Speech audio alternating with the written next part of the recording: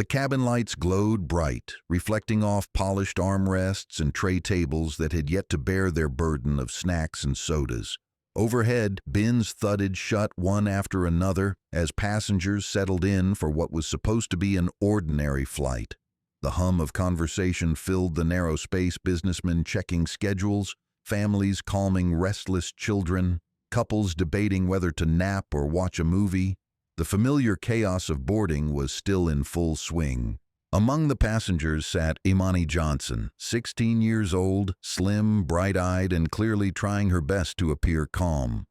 On her lap rested a small insulated pouch with a zipper, no bigger than a paperback novel. To her, it wasn't just another travel bag. Inside were the medications she relied on, prescribed treatments she could not afford to be separated from for even a few hours. Her father, Derek Johnson, had checked the pouch 3 times before they boarded. Each vial was labeled, each syringe sealed, each pill bottle marked clearly with her name and her doctor's details. Everything was in order, but all it took was one glance from a flight attendant to transform that pouch into a flashpoint. Amanda Riley, a flight attendant with 10 years of service and an expression that often drifted from professionalism to impatience, stopped in the aisle when her eyes landed on Imani's lap. She tilted her head, gaze sharpening on the pouch. "What's in the bag?" Imani looked up quickly, startled that she was being singled out. Her voice was soft but steady. It's my medicine." Amanda's tone hardened, firm but unnecessarily sharp. "Medicine has to be stored properly. You can't just keep it like that. It could be a hazard. I'll need to take it." The words struck like a slap. Imani's hands tightened around the pouch, instinctively protective. "No, it's mine. I need it." Her father looked up from fastening his belt, his voice carrying authority even though it was calm. "She's not handing that over. That's her prescription. She needs it close, at all times." Heads turned nearby. A woman across the aisle leaned in. A man 2 rows up paused in mid-conversation. The ripple of curiosity spread quickly, as it always does when a conflict breaks routine. Amanda crossed her arms. "Sir, airline policy requires that items containing liquids or medical substances be stored with the crew. If it isn't labeled properly, I may have to dispose of it."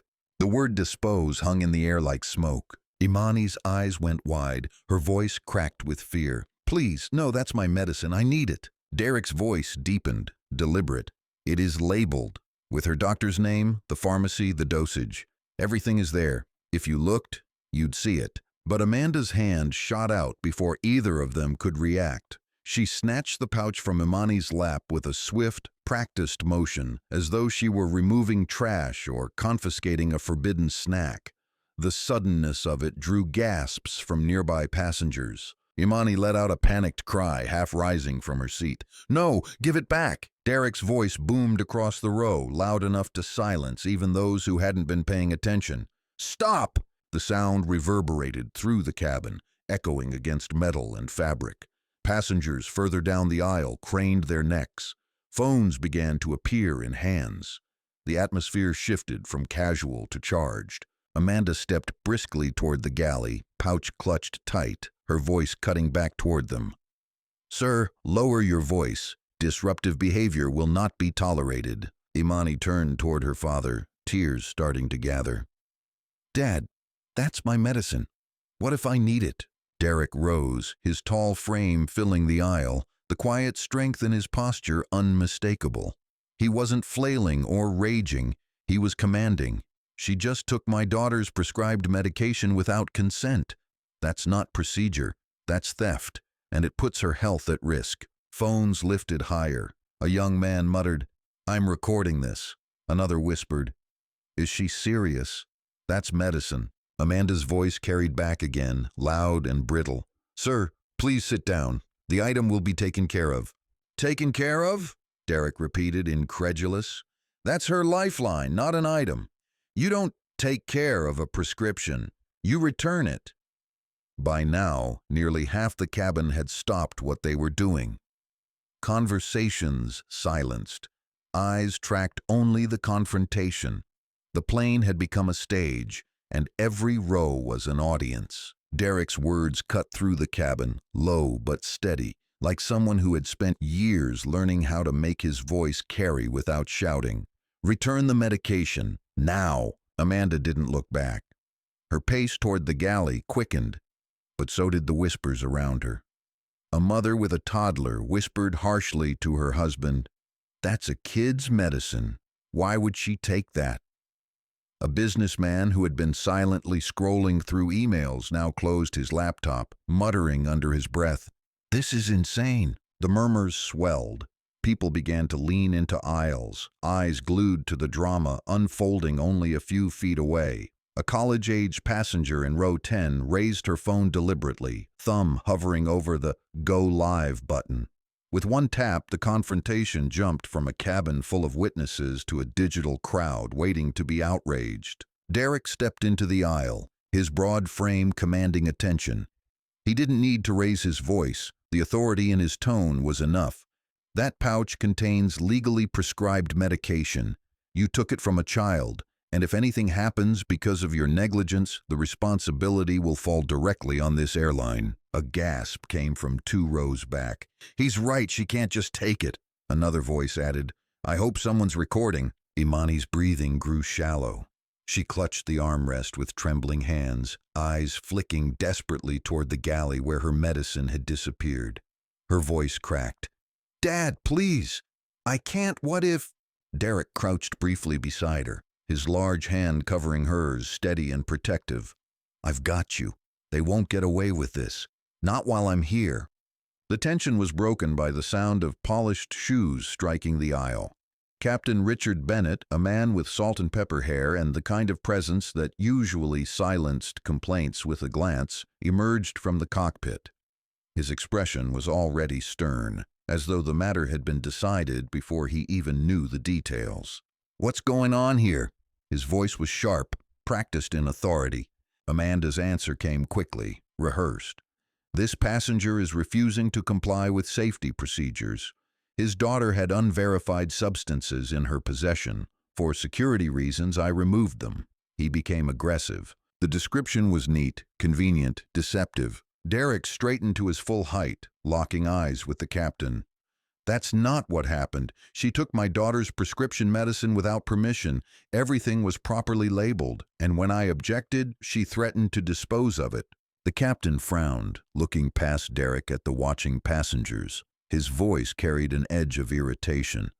"Sir, you need to lower your tone. Disruptions like this can result in removal from the flight." That word again, removal, a chilling reminder of power. Before Derek could respond, a woman in row 12 rose halfway from her seat, her phone trained directly on the exchange. Her voice was steady, defiant. "He's not the one causing the disruption. I've been recording since she took the bag. You're threatening the wrong person." Another passenger chimed in, louder this time. "That's medicine. You can't just take it and throw it out." Amanda turned, flustered, snapping. "Recording is not permitted without crew consent." But the woman in row 12 didn't flinch. "Maybe CNN will want to hear why your airline tried to throw away a teenager's prescription." The energy in the cabin surged again. What had been whispers was now a chorus of disbelief, solidarity, building row by row. Derek lifted a hand slightly, calming the swell. He spoke slowly, so every phone, every passenger, every ear could catch the words. "I'm not leaving this plane. My daughter's medicine will be returned. And until this airline acknowledges what happened, this flight isn't going anywhere." The cabin erupted in applause. The clapping wasn't polite, it was sharp, forceful, charged with agreement. Phones shot higher into the air, capturing the moment from every angle. The flight was no longer just delayed, it was grounded in more ways than one. The clapping echoed through the narrow cabin like a verdict. Amanda's face flushed red, the confidence she'd carried minutes earlier slipping away under the weight of 200 eyes and a sea of cameras. She shifted uneasily, her hand hovering as though she wanted to reach for the pouch again but dared not. Captain Bennett raised his voice, trying to cut through the applause. "Ladies and gentlemen, I need you all to remain calm. We cannot operate this flight if passengers refuse to comply with crew instructions." The words, meant to sound commanding, only landed flat. Too many passengers had seen exactly what had happened. Derek's gaze never wavered. His voice, low but sharp, cut through the cabin with precision. Compliance isn't the issue. Safety is.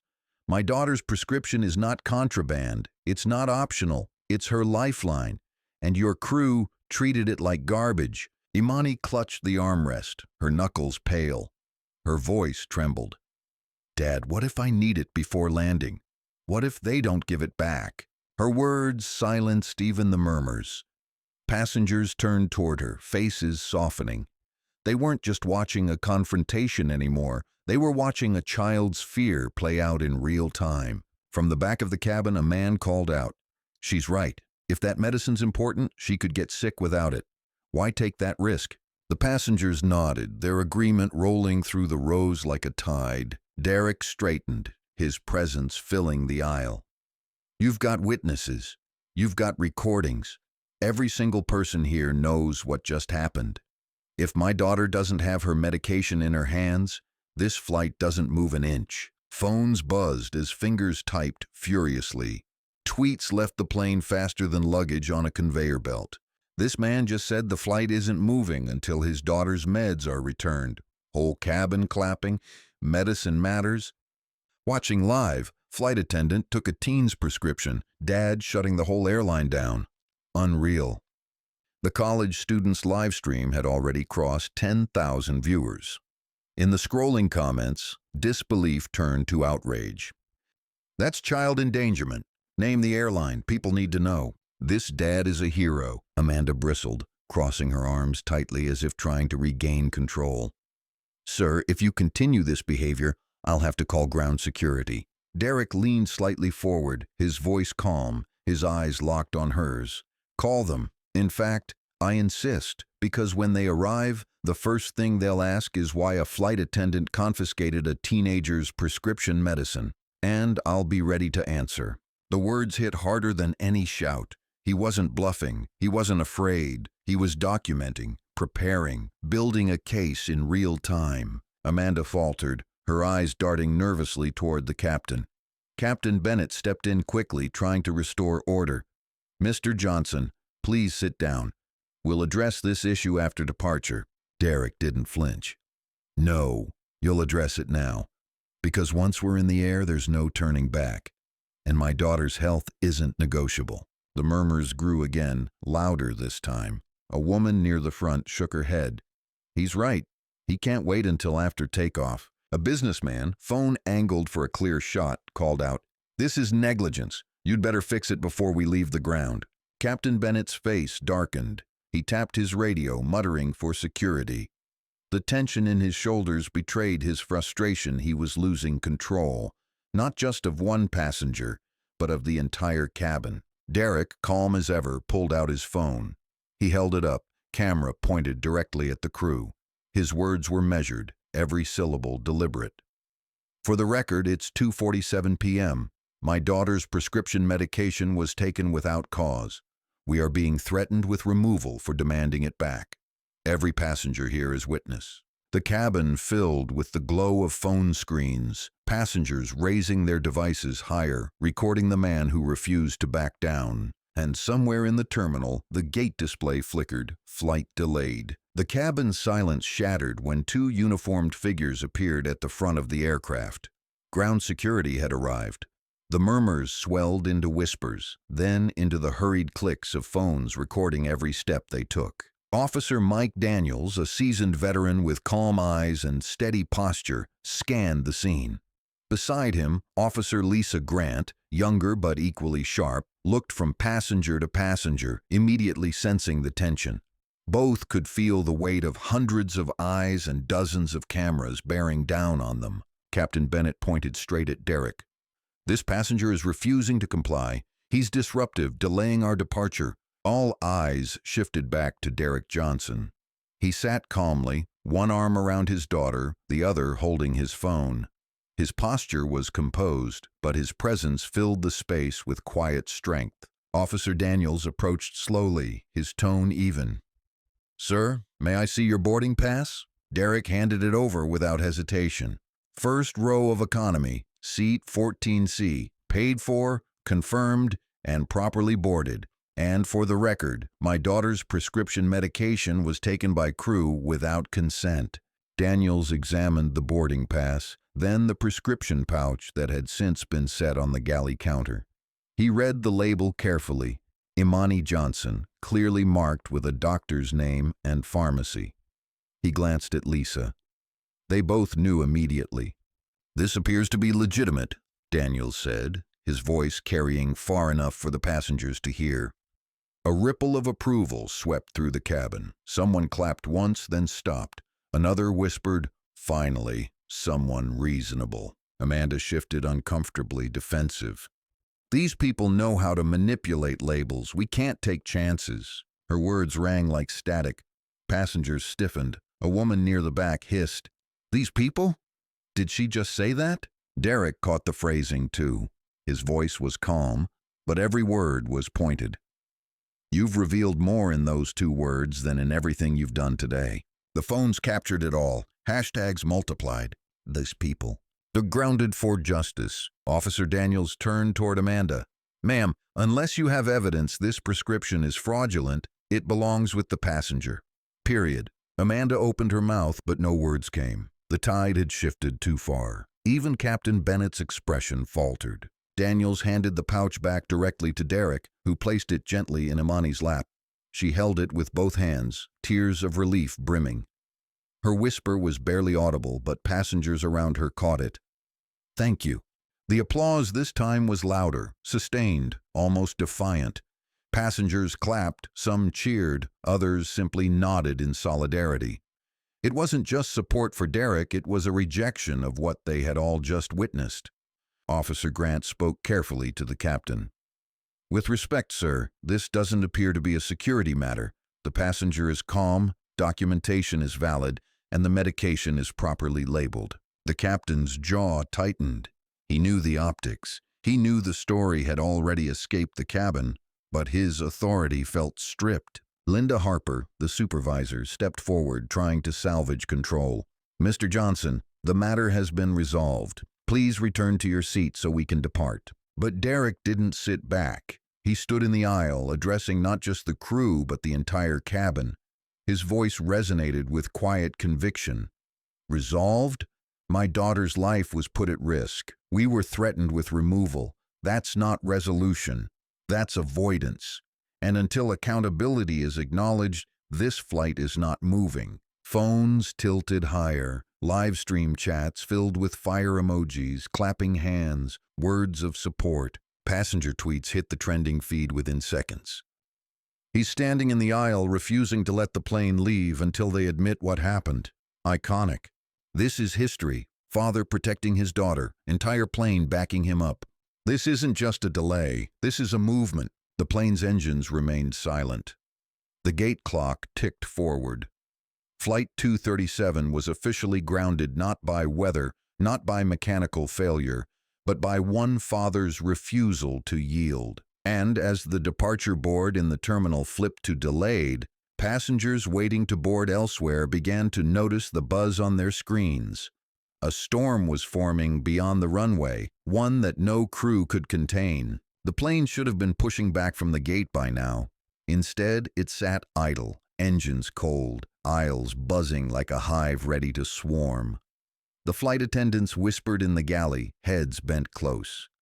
The captain lingered near the cockpit door, jaw tight, headset dangling unused. And in the center of it all sat Derek Johnson, his broad shoulders squared, his daughter Imani pressed close beside him, her small insulated pouch clutched in her hands as if it were treasure. Supervisor Linda Harper broke the silence first. Clipboard in hand, she addressed Derek in a voice that was firm but laced with an edge of unease. "Sir, you've got your daughter's medication back. She's safe. Let's all take a breath and move forward. The longer we delay, the harder this becomes for everyone." Derek met her eyes evenly. His voice was calm, but every syllable carried weight. "Safe?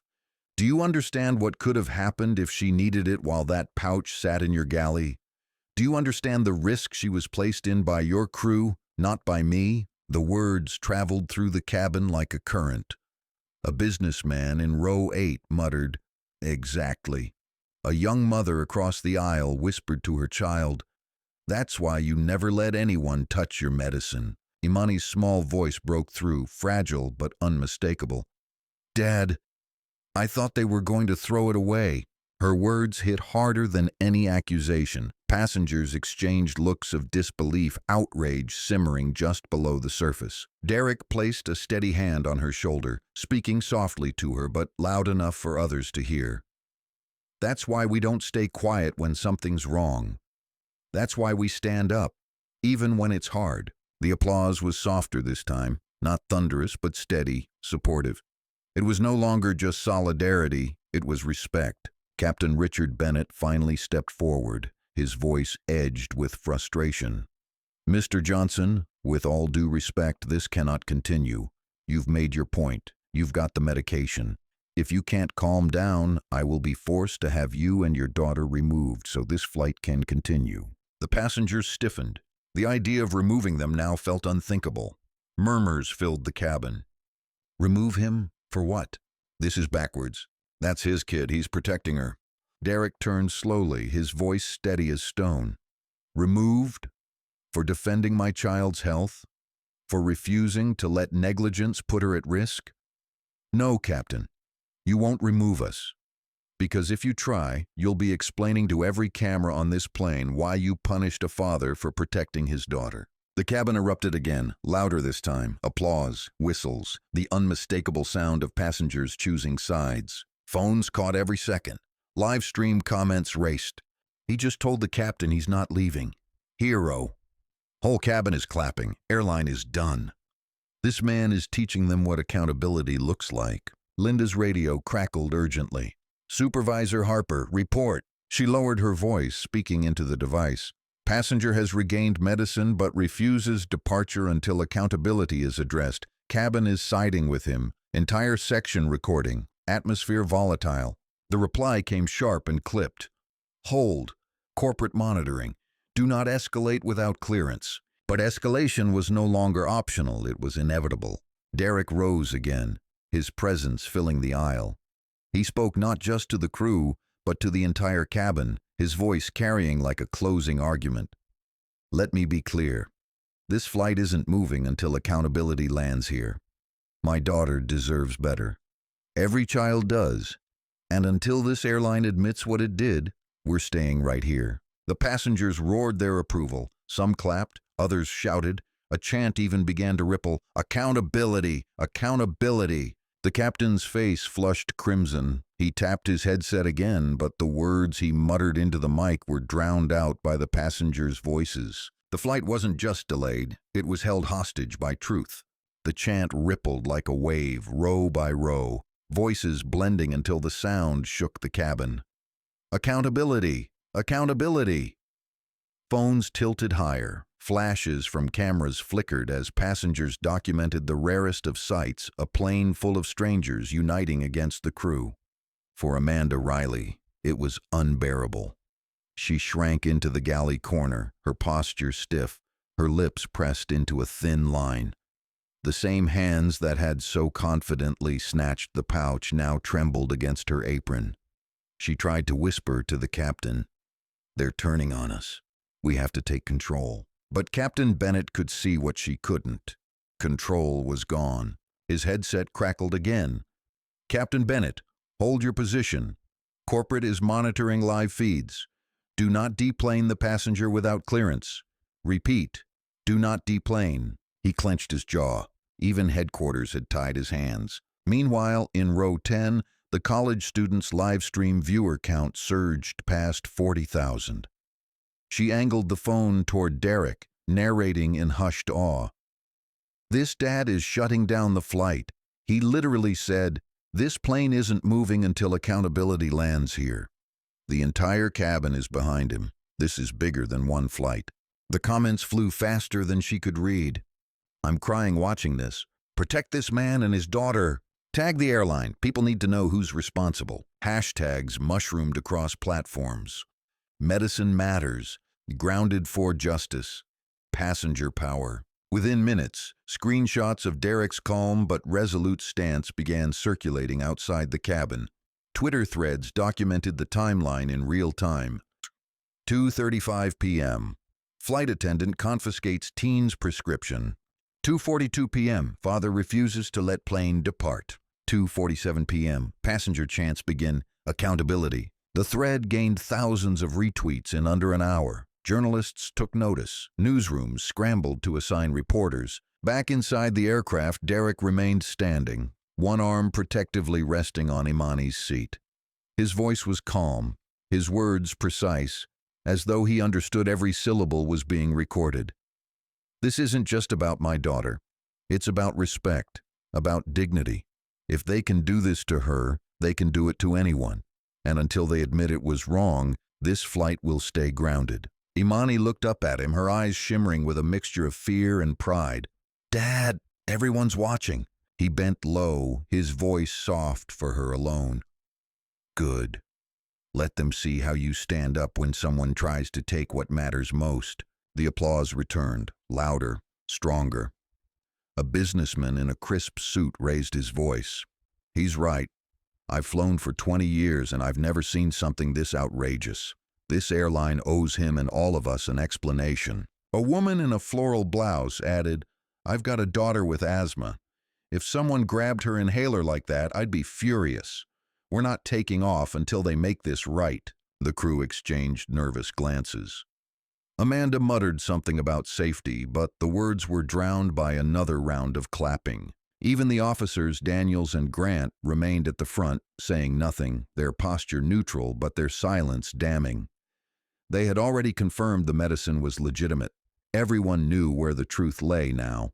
Captain Bennett rubbed his temples, muttering, "This is out of hand."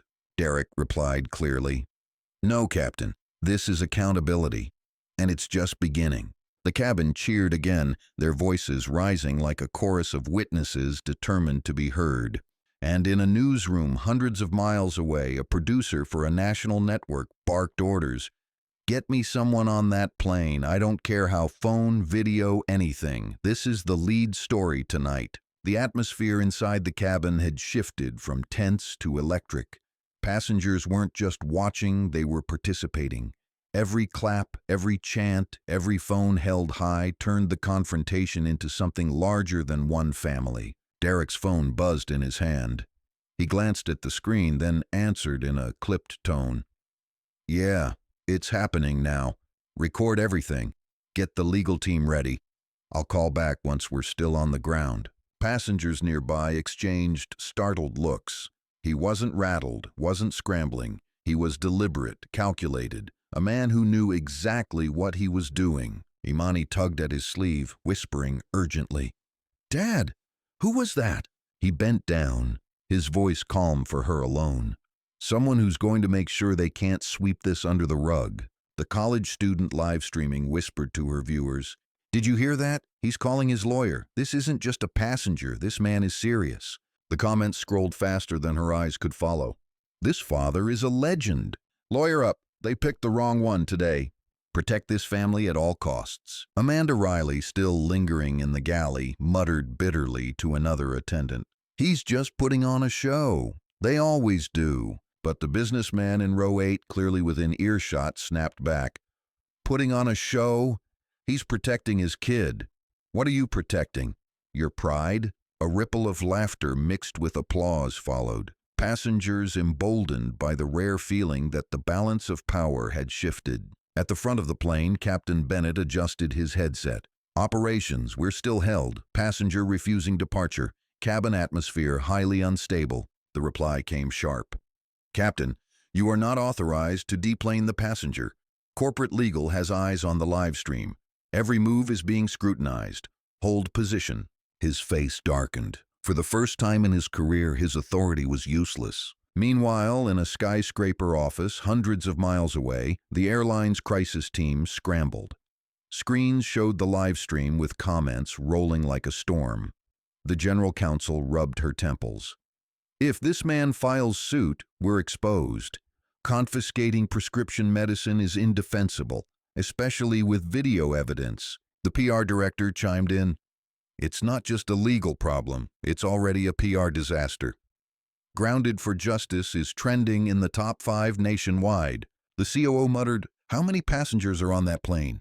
204, came the reply. The COO groaned. 200 witnesses, 200 camera angles. If we mishandle this, it becomes the next viral corporate scandal. Back on the plane, Derek was already drafting a statement on his phone. He read it aloud to the cabin as though the audience extended far beyond them. For anyone watching, let me be clear. My daughter's prescription medication was taken from her without cause. We were threatened with removal for objecting. This is not safety, it's negligence. And until this airline acknowledges what happened, this flight is not leaving the ground. The cabin erupted again, cheers shaking the overhead bins. A chant started in the back, "Justice, justice," and rolled forward until the entire aircraft vibrated with unity. Imani clutched her pouch tighter, whispering through tears, "Dad, they're chanting for us." He leaned close, his voice steady, warm. "No, baby girl, they're chanting for the truth." The chant still reverberated when a calm, authoritative voice rose from first class.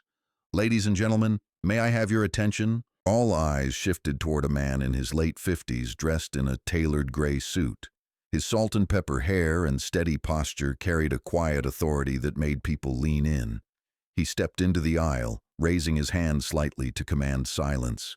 "My name is Dr. Alan Whitaker. I'm a licensed physician. I saw the label on that pouch when it was returned, and I can confirm it's a legitimate prescription. Properly labeled, prescribed by a licensed doctor, and absolutely necessary for this young lady's health." The cabin erupted this time not in chants but in gasps and applause. The power of his words hit harder than anything said so far. It wasn't just a father insisting anymore. It was a medical professional testifying. Amanda's face drained of color. She shook her head, her voice shaky. "But it wasn't—" Dr. Whitaker cut her off, his tone sharp but calm. "Had you disposed of that medication, you would have risked a medical emergency mid-flight. And let me be clear, if this young lady had suffered because of that action, it would not only have been morally indefensible, it would have been legally actionable." The silence that followed was deafening. Even the captain seemed momentarily stunned. Passengers broke into applause again, louder than before. Some stood in their rows to clap, others cheered. A woman shouted, "Listen to the doctor!" Another yelled, "Give the man and his daughter respect!" The live stream chat exploded. "A doctor just confirmed the meds are real. This airline is done. That flight attendant should be fired on the spot." Captain Bennett pressed his lips into a thin line, his headset buzzing again. This time the voice was urgent. "Captain, do not deplane the passengers. Legal has confirmed physician testimony is circulating online. Any removal will escalate liability. Hold until corporate issues next steps." His shoulders sagged. The chain of command had slipped away entirely. He was no longer in control of the flight corporate, social media, and a resolute father were running it now. Derek turned toward the doctor, inclining his head respectfully. "Thank you, doctor. Sometimes the truth needs a professional voice." Whitaker nodded firmly. "And sometimes it needs a father who refuses to be silent." The applause swelled again, long and sustained. Even those who had remained quiet until now were clapping, some with tears in their eyes. Amanda's voice cracked as she tried to protest again. "I was just following procedure." But a passenger near the back snapped, "What procedure says to throw away a child's medicine?" Another added, "Own up to what you did." Amanda's protests dissolved into silence. She turned away, retreating into the galley, avoiding every lens aimed her way. Derek remained standing, his presence steady, his voice carrying like a final gavel strike. "They tried to take her lifeline. They tried to silence us. But today, we stood up. And until this airline admits what happened, we're not moving." The cabin roared its agreement, chants rising again, passengers pounding armrests in rhythm. The entire aircraft had transformed into a courtroom, the passengers acting as jury, and Derek Johnson as the unflinching advocate. And at that exact moment, as if on cue, the departure board in the terminal updated once more. The bright red letters read, "Flight delayed." It wasn't weather, it wasn't mechanics, it wasn't scheduling. It was one father, one daughter, and the truth that had grounded an entire airline. The air in the cabin was heavy, charged with the kind of tension that made every breath feel like part of a larger chorus. The hum of the engines was absent. The aircraft hadn't moved an inch. The only sound was the steady rise and fall of voices, the soft buzz of phones capturing every angle, and the occasional clap that broke into chants. Captain Richard Bennett stood rigid near the cockpit door, his polished shoes planted firmly on the thin carpet, his voice straining to hold control. "Ladies and gentlemen, I must insist that we return to order. If this disruption continues, we cannot safely operate this flight." But the words rang hollow. The passengers had already chosen their side. From row 14, Derek Johnson rose again. His daughter Imani clutched the pouch against her chest, watching him with wide, unblinking eyes. Derek's tall frame dominated the aisle, his presence undeniable. His voice carried not with volume, but with resonance. "Captain, order is not the problem. Accountability is. Your crew put my child's health at risk. That's not a disruption, that's negligence." Murmurs of agreement filled the cabin. A man in row 9 spoke up, his voice loud enough to carry. "He's right. We all saw it. She snatched the medicine." Another passenger added quickly, "And he didn't yell until after. He's been calm this whole time." Phones tilted higher, catching every word, every nod of agreement. At the front, Supervisor Linda Harper rubbed her temple, her clipboard hanging limply at her side. She tried again, her voice weary but firm. "Mr. Johnson, you've made your point.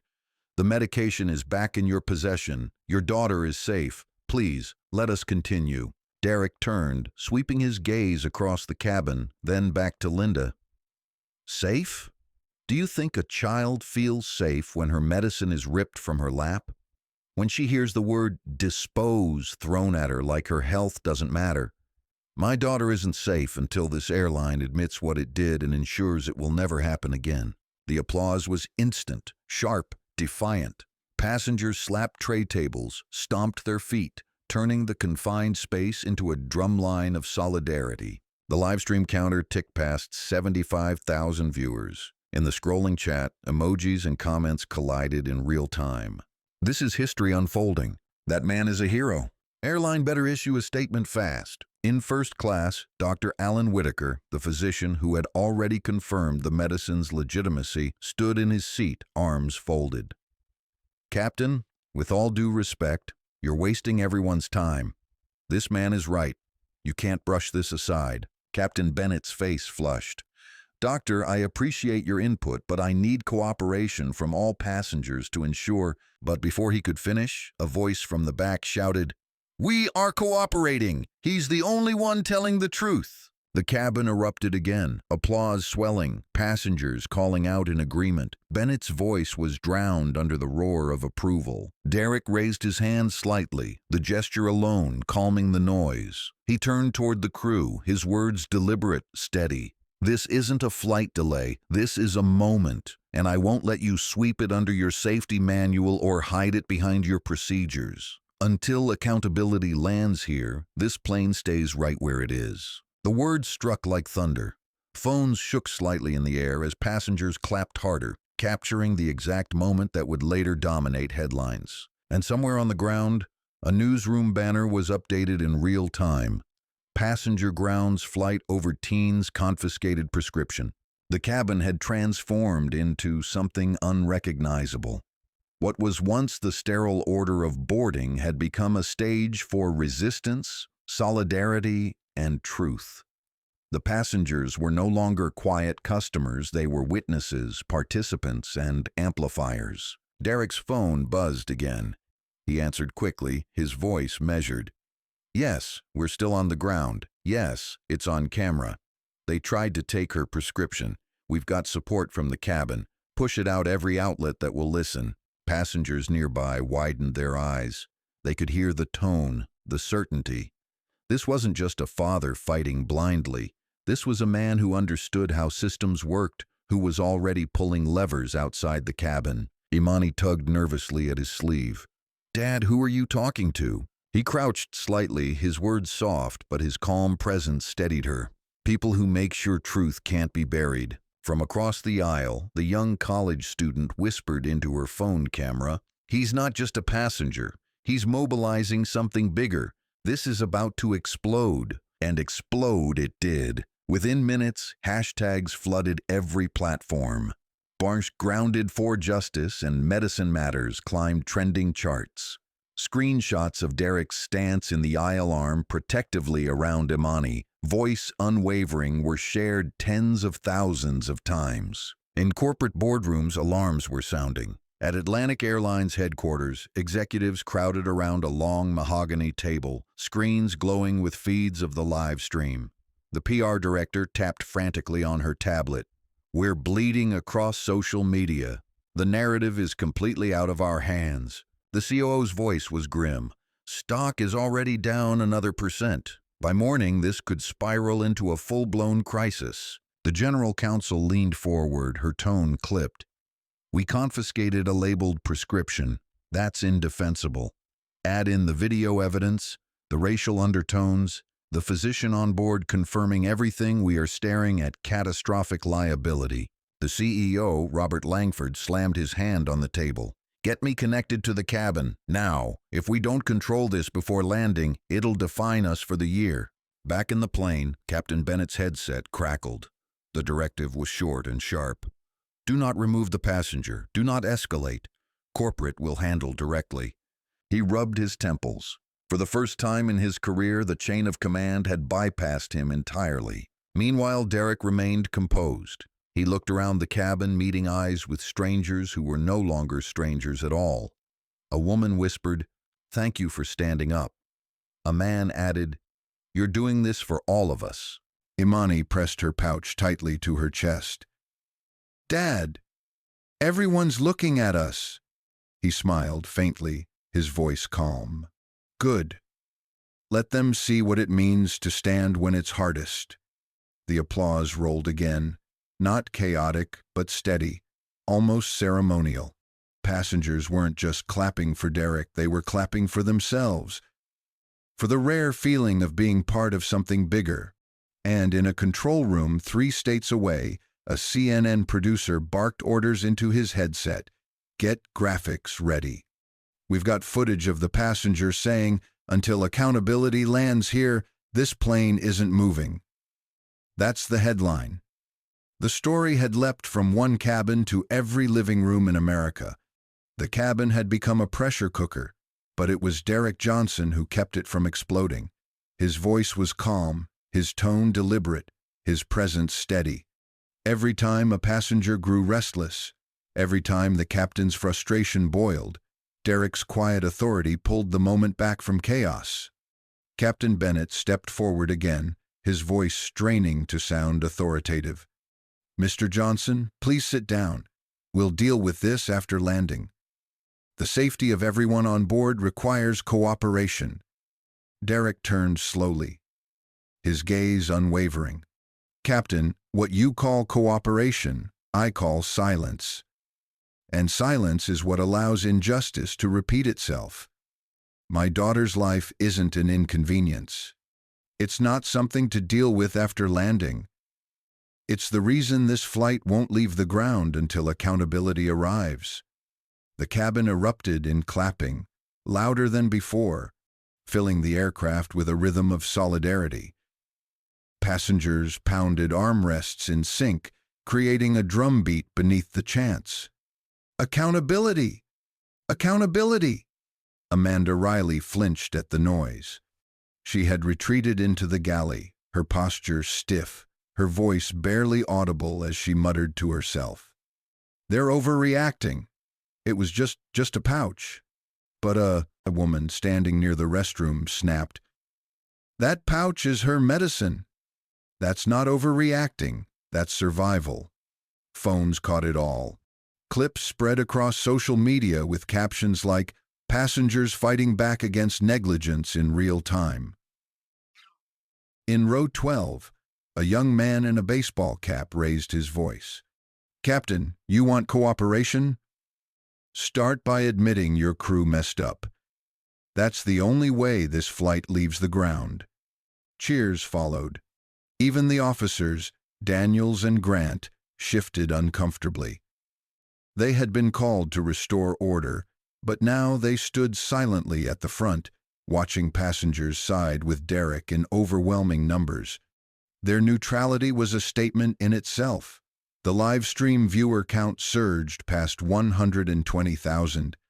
Comments flew so fast they blurred. "This is bigger than one flight." The whole cabin chanting? "Unbelievable. This man is rewriting the rulebook right now." In the control room at Atlantic Airlines HQ, the PR director groaned. "The chants are viral. TikTok is flooding with clips. We've lost narrative control." The general counsel spoke sharply. "Then regain it. Admit fault. Issue an acknowledgement, whatever it takes. If this man sues, juries will see these videos first." Back in the cabin, Derek pulled out his phone again. He recorded a short video, speaking directly to the camera. "For anyone watching, know this. They tried to take my daughter's medicine. They threatened to throw us off for demanding it back. But with every passenger here, we're saying enough is enough. We're not moving until accountability does." The passengers applauded again, this time clapping not just for him, but for the fact that they were now part of a movement. Strangers united by a moment of injustice. Imani whispered, "Dad, what if they really do make us get off?" Derek leaned down, his voice low but steady. "Then we walk off with every witness here, every camera recording, and the whole world asking why a child was punished for protecting her health. They won't risk it." Her grip on the pouch tightened, her fear softening under his certainty. The captain rubbed his temples, muttering into his headset, "Operations? This flight is unmanageable. Passenger has the entire cabin siding with him." The voice crackled back. "Captain, corporate is preparing direct intervention. Hold. Do not escalate." And just like that, authority slipped further from the cockpit and deeper into Derek's hands. The tension that once felt unbearable had transformed into something else entirely: momentum. What started as a confrontation over a small pouch had grown into a movement inside the cabin. Derek stood firmly in the aisle, his posture steady, his voice carrying with a quiet force that needed no microphone. "They tried to take what keeps my daughter alive. They threatened us for standing up. And now they want us to sit quietly so they can move on. But we will not move until they admit what they did was wrong." The cabin erupted in cheers. Passengers stomped their feet, clapped, and shouted their support. The chants returned, "Accountability! Accountability!" echoing off the metal walls until it felt like the whole plane was vibrating. In first class, Dr. Whitaker raised his voice again, calm but commanding. "As a physician, I want to make this perfectly clear. If that medication had been thrown away, this young lady could have faced a medical emergency mid-flight. That would have been on this airline. Mr. Johnson is not disruptive. He's protecting his daughter, and by extension, he's protecting all of us." The applause that followed was thunderous. Even passengers who had been hesitant now clapped openly, emboldened by the doctor's words.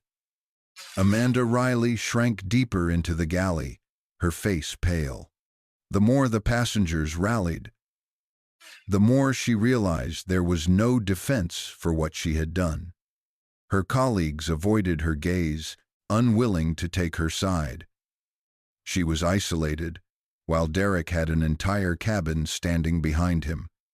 Captain Bennett's headset buzzed again. The voice on the other end was clipped and urgent. "Captain, corporate is taking over. Do not attempt to remove the passenger. Do not escalate further. Stand by for direct intervention." His face hardened. For a man used to commanding the skies, the humiliation was sharp. Authority had slipped through his fingers like sand. Passengers sensed it too. A woman in row 11 called out, "We're not moving until they admit it." Another shouted, "We stand with him." The live stream viewer count passed 200,000. Screens around the country flickered with clips of Derek standing tall, his daughter clutching her pouch, chants shaking the cabin. Commenters declared it history in the making. Tweets flooded timelines. Father grounds entire flight after crew takes his daughter's medicine. Passengers chanting, "Accountability." Doctor on board confirmed the meds were legit. This airline is done. This isn't just a delay. This is civil rights in real time. In a newsroom, a producer barked, "This is our lead story tonight. Get a chyron ready. Father grounds flight over teen's prescription." Back in the cabin, Derek remained calm, his eyes sweeping the passengers. He spoke with deliberate clarity, as if he knew every word would live beyond this moment. This isn't about anger. This isn't about revenge. This is about respect. No parent should have to fight this battle, but if I have to, I'll fight it here, now, until the truth lands where it belongs. The applause returned, steady and strong. Passengers weren't just supporting him, they were part of the stand. Imani leaned against her father, her voice a whisper. "Dad, you're not just fighting for me, are you?" He looked down at her, his expression softening. "No, baby girl. I'm fighting for every kid who deserves to be safe." The cabin fell silent for a beat, the weight of his words sinking in. Then, as if on cue, the applause roared back, louder than before, sealing the moment as something unforgettable. And outside, in the terminal, the departure board flickered again. Flight delayed. Pending resolution. It wasn't weather. It wasn't mechanics. It wasn't scheduling. It was one father, one daughter. And the demand for accountability that had grounded Flight 237 and sent a ripple far beyond the runway. The aircraft was supposed to be halfway to cruising altitude by now, drinks being poured, movies flickering on tiny screens. Instead, it sat motionless at the gate, a powder keg of passengers, crew, and cameras. The air buzzed with anticipation. Everyone knew something larger was about to happen. Supervisor Linda Harper stepped into the aisle again, radio pressed against her lips. Her face had paled. Her voice, once brisk and confident, was edged with nerves. "Mr. Johnson, our corporate headquarters would like to speak with you directly." Gasps rippled through the cabin. Corporate? That wasn't standard. That wasn't protocol. That was extraordinary. Derek stood, his tall frame towering above the seats. He looked around the cabin before answering. "On what terms?" Linda swallowed. "On terms of resolution." He studied her carefully, then gave a single nod. "I'll listen." Phones shot higher into the air as passengers realized what was happening. They weren't just witnesses to a delay anymore. They were about to see a negotiation unfold, live, between a father and the airline's top brass. Linda motioned him toward the galley. The captain lingered near the cockpit, headset still around his neck, visibly frustrated at being sidelined. For once, authority wasn't flowing through him. It was being rerouted straight to the man standing in the aisle. Linda handed Derek the radio handset.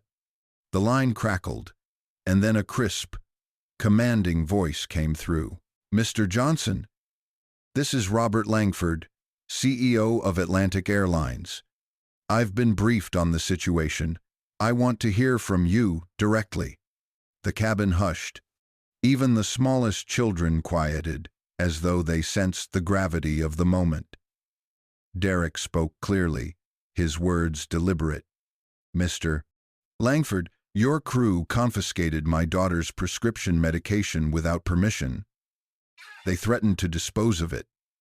When I objected, they threatened to remove us from the plane.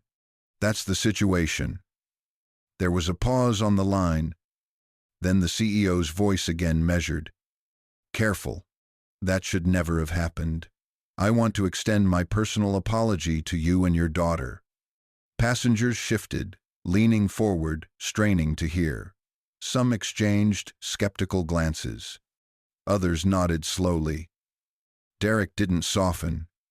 His voice sharpened instead. An apology doesn't erase the risk she was put in. What if she had needed that medicine mid-flight?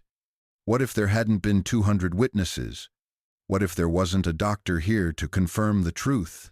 The murmurs of agreement rolled through the rows. A woman whispered, "He's right," a man added. "They only care because we're watching." The CEO's voice came again, quieter this time. "What do you want, Mr. Johnson?" The question landed like thunder. Passengers froze, realizing they were hearing something almost unthinkable. A Fortune 500 CEO asking one man, a father in economy class, what it would take to move a plane. Derek glanced around the cabin. He saw the phones, the faces, his daughter holding her pouch tightly. His voice was steady, but it carried the weight of every parent who had ever been forced to fight for their child. "First," he said slowly, "I want written acknowledgement that your crew endangered my daughter by confiscating her medicine. Not vague words, a direct admission." The cabin stirred. Phones angled higher. Someone whispered, "He's negotiating live." "Second," Derek continued, "I want mandatory retraining for every crew member on medical protocol. No excuses, no delays. Immediate." Amanda Riley's eyes widened. Her knuckles whitened around the edge of the galley counter. "Third," Derek said, his voice cutting sharper, "I want a guarantee that no passenger will ever be threatened with removal for protecting their child's health. Not ever." The cabin broke into applause, cheers rising loud enough to drown the hum of the air conditioning. The CEO's pause was long. Then, finally, "Your terms are heard. Give me 15 minutes. This flight will not depart until we resolve this appropriately." The cabin erupted again, cheers and clapping shaking the overhead bins. The line went silent, leaving only the steady hum of phones buzzing with notifications. Passengers exhaled in disbelief. They had just witnessed something unprecedented. A father negotiating directly with the CEO of one of America's largest airlines from row 14 of economy. Derek handed the radio back to Linda Harper, his voice calm but firm. 15 minutes. We'll wait." He returned to his seat, sliding the armrest up so Imani could lean against him. She nestled into his side, clutching the pouch like it was armor. Her voice was a whisper. "Dad, did he really listen?" Derek nodded slowly. He had no choice. The world is listening now. The cabin applauded softly again. It wasn't wild cheering this time, it was steady, almost reverent. Passengers knew they were part of something historic. Meanwhile, in the galley, Amanda Riley was unraveling. She pressed herself against the wall, arms crossed tightly, eyes darting from phone cameras to passengers' angry glares. A woman across the aisle leaned forward, her voice sharp. "You could have just looked at the label. That's all it would have taken." Another passenger chimed in, louder. "You almost caused a medical emergency. Over what? Pride?" Amanda's lips trembled. "I was following protocol. That's what we're trained to do." But the words fell flat. A businessman in 8 amperes snapped back. "Protocol isn't throwing away medicine. Protocol is protecting passengers, not endangering them." Phones captured her every flinch, every failed defense. The narrative was locked in place. Now Amanda was the villain, and Derek the man who refused to bend. At headquarters, The scramble intensified. The PR director slammed her palm on the table. We need a statement. Now. Social media is exploding with clips of the father laying out his terms. We can't let the passengers control the narrative. The general counsel interjected, voice sharp. This isn't just PR. This is liability. If that doctor on board testifies, we're looking at millions in damages. More if civil rights groups get involved. The CEO, Robert Langford, pinched the bridge of his nose. Prepare the written acknowledgement. Word it carefully, but admit the error. And draft an immediate action plan for crew retraining. If we don't show movement tonight, this story buries us. Back in the cabin, Derek's phone buzzed again. Journalists were already reaching out, news outlets hungry for a direct quote. He silenced the notifications, focusing instead on Imani. How are you feeling? She exhaled shakily. Better. Because you didn't let them win. He smiled faintly, brushing her hair back from her face. It's not about winning. It's about making sure they can't do this to the next kid. The applause swelled again, this time mixed with cheers of agreement. The passengers weren't just bystanders anymore, they were part of his stand. Officer Daniels approached quietly, his voice low so only Derek could hear. Sir, I've been doing this job a long time. I've never seen an entire cabin stand behind one passenger like this. Whatever happens next, you've already made your point. Derek nodded. Making a point isn't enough. We're making change. Meanwhile, the live stream count surged, past 300,000 viewers. The scrolling chat was a flood. This man just humbled a whole airline. This isn't just a flight delay. This is history. Grounded for justice, never forget this day. The hashtags climbed higher, topping national trending lists. Number Grounded for Justice hit number 3. Number Medicine Matters sat at number 6. And in newsrooms across the country, producers barked at interns. Get B-roll of boarding. Get footage of the airline's logo. This story leads tonight. The cabin had become more than a place of delay. It was now the epicenter of a storm sweeping across the nation. The minutes dragged like hours. Passengers whispered updates as their phones pinged with notifications. It's trending on Twitter. CNN just tweeted about it. My cousin texted, this is already on the local news. Derek sat steady, his arm around Imani, his eyes fixed forward. He looked less like a passenger now and more like a man presiding over a tribunal. The cabin wasn't waiting for takeoff, they were waiting for judgment. Finally, Supervisor Linda Harper reappeared. Her steps were slow, her face pale, as if the weight of the airline rested entirely on her shoulders. In her hands was a tablet glowing with fresh text. She stopped near Derek, cleared her throat, and looked out over the cabin. Mr. Johnson, she said carefully, our corporate office has prepared a statement of acknowledgement. They've requested that it be shared with you and with all passengers. Derek's voice was calm, commanding. Read it out loud.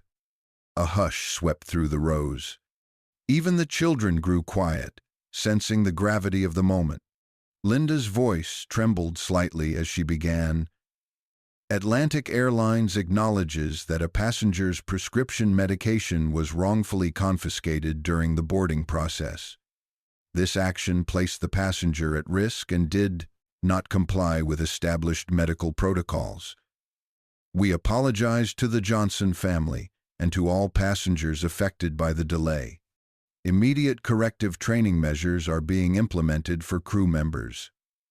Her voice faltered at the last words. For a beat, silence reigned. Then the cabin erupted applause, cheers, whistles, shouts of, "That's right," and accountability. The sound reverberated through the fuselage, a roar of vindication. Imani clutched the pouch tighter, her eyes wide.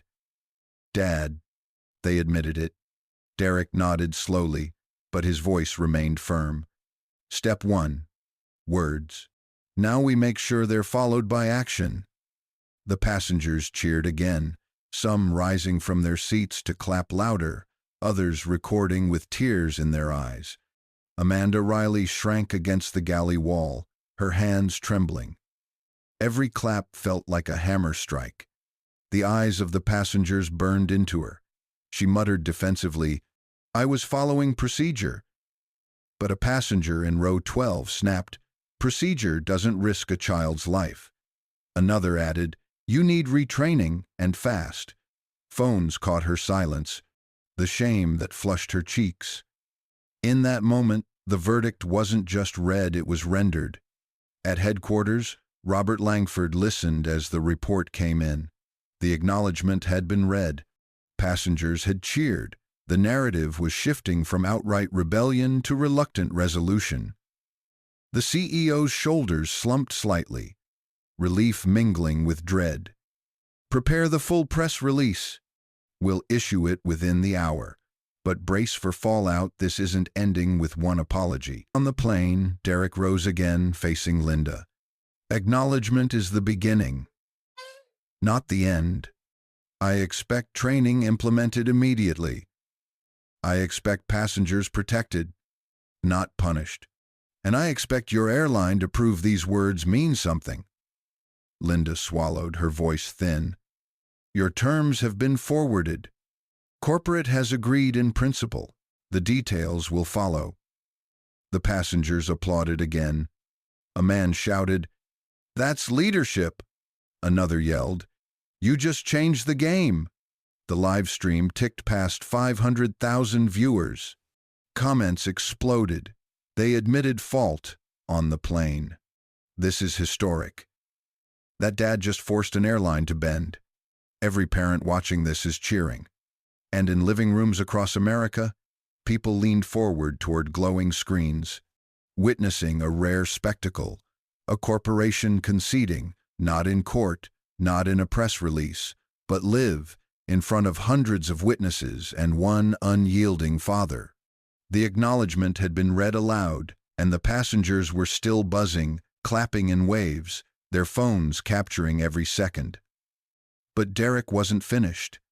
He stood again, his presence commanding the aisle like it was his courtroom. "Words are important," he said, his voice firm but steady. "But words don't heal the wound. Action does. And if this airline wants to earn back even a fraction of the trust it lost today, here's what needs to happen." The cabin grew still. Dozens of phones angled higher, live streams catching every syllable. Step 1. Mandatory training for every crew member on handling passenger medication. Not next year, not buried in a manual. Now. Passengers clapped. A man in row 9 shouted, "Yes." Step 2. An anonymous reporting system for passengers. If you're mistreated, you should be able to report it without fear of retaliation. That's accountability. The applause swelled louder, cheers echoing down the aisle. Step 3. A public apology. Not just a line buried in a press release. On your website, on your ads, wherever you claim to care about passengers, this apology needs to be there. Phones shook as passengers clapped harder. The chant started again. "Public! Public!" Rolling like a wave from the back of the cabin forward. "And step 4, Derek said, his eyes hard. "A written guarantee that no family will ever be threatened with removal for protecting their child's health." "My daughter deserves that. Every child deserves that." The cabin erupted. Some passengers stood in their rows, clapping above their heads. Others whistled and shouted. The plane shook with the noise of solidarity. Linda Harper pressed her radio to her lips. "Corporate, You heard his terms? The reply crackled back. Acknowledged. CEO agrees in principle. Commitments will be implemented. Confirmed to passenger. Linda looked up, her voice subdued but clear. Mr. Johnson, corporate has accepted your terms. Written policy changes will be enacted. The applause thundered again, the loudest yet. Passengers stomped their feet, chanted Derek's name, clapped until their palms stung. Imani pressed her face against her father's arm, whispering with awe. Dad, you really made them listen. He leaned down, his voice soft for her alone. We made them listen, baby girl. All of us. Amanda Riley sat slumped in the galley, her eyes downcast. Every cheer felt like a verdict, every chant like a sentence. She had started this storm, and now it swept past her, unstoppable. At headquarters, Robert Langford signed off on the commitments. His voice was grim as he addressed the board. We're exposed, but we've got no choice. Better to bend now than to break later. On the plane, Captain Bennett's headset buzzed with final instructions. You are cleared for departure once cabin is settled. Acknowledgement issued. Commitments made. The captain stepped to the intercom, his voice weary but formal. Ladies and gentlemen, we've been cleared to prepare for departure. We thank you for your patience. Atlantic Airlines has acknowledged the incident and will implement new measures moving forward. The passengers cheered once more, not for the airline, but for Derek Johnson, for Imani, for the principle that had grounded a flight and forced an airline to bend. As the plane finally pushed back from the gate, a woman leaned across the aisle toward Derek. Sir, you changed everything today. I'll never forget this. Derek nodded once. Sometimes you don't choose the fight chooses you. Imani smiled faintly, clutching her pouch. For the first time all day her shoulders relaxed, and as the engines roared to life, the cabin wasn't just filled with passengers heading to their destinations. It was filled with witnesses to a stand that would ripple across the nation. The engines finally growled to life, the vibration rattling the cabin as if reminding everyone why they were there in the first place. Yet even as the aircraft pushed back from the gate, no one reached for headphones, no one flipped through the in-flight magazine. Every eye, every phone, every heart was locked on the same story. A father, a daughter, and the stand that had forced a corporation to bend. The cabin lights dimmed slightly as the safety demonstration began. The flight attendants moved stiffly through the motions, their voices robotic, their smiles brittle. The contrast was painful, scripted hospitality against the raw authenticity of what the passengers had just lived through. Amanda Riley kept her head low, face pale, her voice shaking as she mouthed the words of the safety briefing. The other attendants avoided looking in her direction. Even they understood. Trust had been shattered. As the plane rolled toward the runway, whispers flowed through the cabin. CNN is already showing it. Fox News just picked it up. My cousin texted they saw him on TikTok. Derek sat steady in his seat, Imani leaning against his shoulder. She held the pouch with both hands as though it were a trophy, a symbol of everything her father had fought for. A man across the aisle leaned forward. Sir, I just want to say, you gave all of us courage today. Derek nodded, his tone calm. Courage is contagious. We just proved that. Phones lifted again, capturing the exchange, each clip joining the flood of videos pouring across social media. The hashtags surged higher. Number grounded for justice now sat at number 1 nationwide, number medicine matters at number 3. The plane lined up for takeoff, engines roaring, the cabin shuddering as acceleration pressed passengers into their seats. Yet even as the ground blurred past, the silence was different. Less fear, more reflection. A woman in row 11 leaned toward the man beside her. "Do you realize what just happened? That wasn't just a delay. That was history." The wheels lifted off the runway, the plane climbing into the sky. But no one reached for seatbelts or blankets with the usual casualness. Every passenger carried the weight of what they had seen. Imani whispered, her voice barely audible. "Dad, are we safe now?" Derek kissed the top of her head gently. "We're safe because we stood up. That's the only kind of safety that lasts." At 30,000 feet, the Wi-Fi came online, and the cabin lit with the glow of screens. Notifications poured in. News banners flashed across timelines. Father grounds flight after daughter's medicine confiscated. Airline issues public acknowledgement mid-flight. Passenger stand sparks national debate on rights and safety. Passengers gasped softly, showing each other their screens. Some turned their phones toward Derek, as if to prove the storm outside was real. "Look, sir, you're on every channel." Derek studied the screens, his face calm but unreadable. He wasn't celebrating. He was measuring, calculating, already thinking past applause. He turned to Imani, brushing her hair back. "This isn't about going viral. It's about making sure this never happens again." She nodded, clutching his arm tighter. From the front, Dr. Whitaker rose briefly, his voice carrying with calm authority. "Mr. Johnson, I've practiced medicine for decades. What you did today, it was necessary. Don't ever doubt that." The applause that followed was softer this time, almost reverent, like a congregation honoring a sermon. Above the clouds, Flight 237 was finally airborne. But the turbulence wasn't behind them, it was waiting, swirling across the nation. The cabin, now gliding smoothly above the clouds, pulsed with the light of dozens of screens. News alerts rolled in faster than passengers could read them. A college student near the back whispered, "We're literally watching this unfold while still on the plane." Passengers leaned across aisles, showing headlines to each other.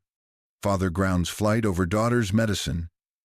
Airline issues mid-flight apology after viral standoff. Passenger rights debate erupts nationwide. The disbelief was palpable. They weren't just witnesses, they were participants in a story now being told across the country. Derek's phone buzzed again, notifications spilling one after another. Journalists, civil rights organizations, even elected officials were tagging him, asking for statements. He glanced at the screen, then turned it face down on the tray table. His focus stayed on Imani. "Dad," she whispered. Her voice hushed. "Why does everyone care so much?" He smiled faintly, brushing her hand. "Because you're not just you right now, baby. You're every child who's ever needed someone to stand up for them. People see themselves in you." Her eyes widened. "But I'm just one person." "Exactly," he said softly. "And that's enough to change everything." The passengers around them nodded, listening in. One man spoke up, his voice thick with emotion. "You didn't just fight for her. You fought for all of us. And we'll remember it." A ripple of applause swept the cabin again, quieter this time, almost reverent. Phones angled toward Derek, capturing his calm composure, his daughter's wide eyes, and the collective respect that filled the space. In the galley, Amanda Riley sat stiffly on a jump seat, her hands clenched into fists. The noise of applause felt like a punishment. Her colleagues avoided her gaze. No one defended her. The silence around her was heavier than the chants had been. Up front, Captain Bennett kept his eyes locked on the instruments, but his headset buzzed with chatter. Corporate wanted live updates on every development. He muttered under his breath, "Never seen anything like this." Back in the cabin, the Wi-Fi connection sparked something new. Reporters began emailing passengers directly. The college student live streaming earlier gasped, "CNN just DM'd me. They want to use my footage." Another passenger chimed in, "NBC too. They're all asking for permission." The live stream chat soared again, commenters spamming emojis and hashtags. History in real time. Not father stronger than a corporation. Never underestimate a parent's love. Imani leaned closer to her father. "Dad, does this mean people are proud of us?" Derek smiled, his eyes warm but tired. "They're proud of the truth, and the truth is bigger than us." At headquarters, the CEO paced in his office, phone glued to his ear. "Issue the press release immediately. Confirm new training protocols, and make sure the statement highlights our acknowledgement mid-flight. Spin it as responsiveness." But the PR director shook her head. "Sir, no spin works here. The narrative belongs to the passengers. The father set the terms. We're just following his lead." Robert Langford's jaw tightened. For the first time in his career, he wasn't controlling the message. He was reacting to it. Back on Flight 237, Derek leaned back in his seat, finally allowing himself a deep breath. Imani's head rested against his arm. Around them, passengers weren't just travelers anymore. They were witnesses, allies, amplifiers.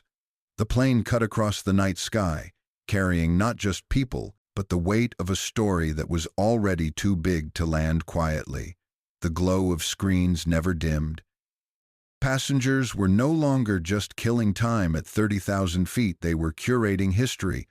Some edited clips, adding captions like, "A father's stand grounded a flight," while others stitched together videos with dramatic headlines. The story was being told, reshaped, amplified in real time, and Derek Johnson was at its center. Imani shifted slightly, her pouch clutched tightly. She looked up at her father. "Dad, are you going to talk to them? The people messaging you?" Derek exhaled slowly. His phone vibrated with requests, interviews, statements, live call-ins. He placed a hand over hers. "I will. But not because they want a soundbite. I'll speak when it helps others, not when it helps them." Nearby, a woman dabbed her eyes with a tissue. "Sir, I just want to say thank you. My son has severe allergies. If someone took his EpiPen, I'd be terrified. You stood up for every parent tonight." A man in business attire added, "I've flown Atlantic for 20 years, never seen anything like this. And frankly, it's overdue. Corporations think they can steamroll us. Not today." The applause returned, gentle but steady, like waves against a shore. The solidarity was almost palpable. A bond formed among strangers who had been thrown into a crucible together. Meanwhile, in homes across America, living rooms buzzed with the same story. Anchors replayed the footage on loop. Derek standing tall in the aisle. Passengers chanting, a doctor confirming the truth. Experts debated what it meant for airline policy, for customer rights, for corporate accountability. Hashtags climbed globally now. Number grounded for justice trended not just in the U.S., but in London, Toronto, Johannesburg. A clip of Imani whispering to her father, "Dad, are we safe now?" went viral, shared with captions like, "Every child deserves this protection." On board, passengers murmured about what awaited them when they landed. "Cameras will be waiting at the gate. We'll be on the news. Do you think they'll interview us?" Derek stayed steady. He turned to those near him, his voice low but strong. When we land, remember this isn't about me. It's about the truth. If you speak to anyone, speak it plainly. They tried to take a child's medicine, and we stood together. That's the story. The passengers nodded. One man said softly, "That's exactly what I'll tell them." Amanda Riley sat silently. Her posture collapsed. The cabin's energy washed over her, not in sympathy but in judgment. She avoided every camera, every stare, shrinking further into her seat. No one spoke to her now, not even her fellow attendants. At corporate HQ, the pressure grew unbearable. Lawyers drafted language about corrective action, while PR strategists debated whether Amanda should be suspended or fired outright. The CEO snapped, "She'll be removed from duty, that's non-negotiable, but we position it as retraining, not punishment." The PR director responded bluntly, "Position it however you want. The public already wrote the headline, 'Flight attendant endangers teen's life.' We're not controlling this." Back on the plane, Derek finally opened one of the reporter messages. He typed slowly, choosing each word with precision. "My focus isn't on going viral. My focus is on ensuring no other child is endangered like mine was today. The accountability starts here, and it doesn't end when we land." He hit send.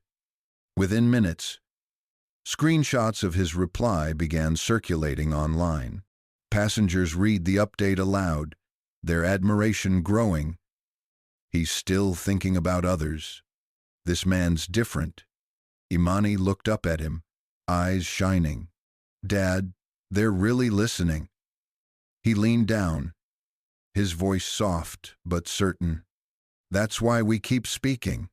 The seatbelt sign dinged softly as the plane began its slow descent. Outside the windows, city lights twinkled like scattered jewels, but inside, the passengers were restless with anticipation. Everyone knew this landing would be unlike any other. A murmur rippled down the cabin. "Cameras will be waiting. Reporters too. We're stepping into history." Derek sat upright, one hand resting on Imani's shoulder. She clutched the pouch against her chest, her knuckles white. "Dad," she whispered, "what's going to happen when we get off?" He met her gaze steadily. "We walk off together. That's all that matters. The rest will handle it." Passengers around them leaned in, their voices quiet but firm. "We'll walk off with you. You're not alone in this." The sense of solidarity was overwhelming. A cabin full of strangers had become a single unit, bound by a story too powerful to ignore. The intercom crackled. Captain Bennett's voice filled the cabin, clipped but controlled. "Ladies and gentlemen, we're beginning our final approach. Please remain seated with your belts fastened. On behalf of Atlantic Airlines, we thank you for your patience." The words landed hollow, almost ironic. Patience hadn't carried the flight, courage had. As the wheels touched down with a heavy thud, the passengers erupted into applause. But this time, it wasn't for the landing. It was for the journey, for the stand that had forced a multi-billion-dollar corporation to bend. The plane taxied toward the gate. Passengers craned their necks, peering out the windows. Beyond the glass, flashing lights lit the terminal. News vans, cameramen. Reporters clustered like a storm waiting to break. Imani's eyes widened. "They're here for us?" Derek squeezed her hand. "They're here for the truth." The passengers murmured, excitement and nerves colliding. "We'll be on the evening news. Our families are going to see this live." Dr. Whitaker leaned across, in the aisle, his tone steady. "Mr. Johnson, when you step off this plane, remember this. You've already won. The rest is just the world catching up." The plane stopped at the gate. The seatbelt sign chimed off, and immediately, phones buzzed again, alerts from news outlets, live broadcasts. trending hashtags. The storm outside had already broken, and the passengers were about to walk straight into it. Before anyone stood, Derek rose in the aisle one last time. His voice carried with quiet strength. "Friends, because that's what we are now, you saw what happened here tonight. You stood when it mattered. You proved that unity can turn the tide. When you talk to anyone out there, remember the truth." They took a child's medicine, and we stood together until accountability arrived. The applause was deafening, rolling through the cabin like thunder. Passengers clapped, shouted, some even wiped away tears. Imani's eyes glistened as she looked up at him. "Dad, you're not just my hero, you're everyone's." He bent down, kissed her forehead, and whispered, "I'm just your dad. That's all I ever need to be." The door opened with a hiss, and light from the jet bridge poured in. But before a single passenger moved, something remarkable happened. One by one, they began chanting softly, "Accountability, accountability," a final echo of the stand they had taken together. And as Derek took Imani's hand and stepped forward, the cameras flashed, microphones reached, and the world leaned in to listen. This wasn't just the end of a flight. It was the beginning of a reckoning.